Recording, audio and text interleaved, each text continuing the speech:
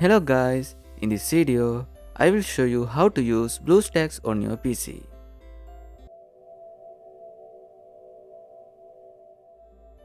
First, open your browser and search for BlueStacks on Google. Then go to the official website and download it. After downloading, install it on your computer.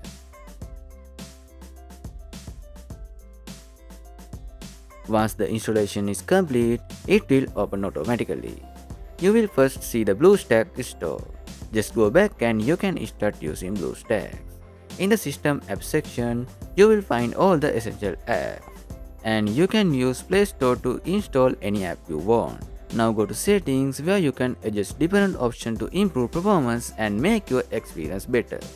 I hope this video helps you. Don't forget to like and subscribe. Thanks for watching.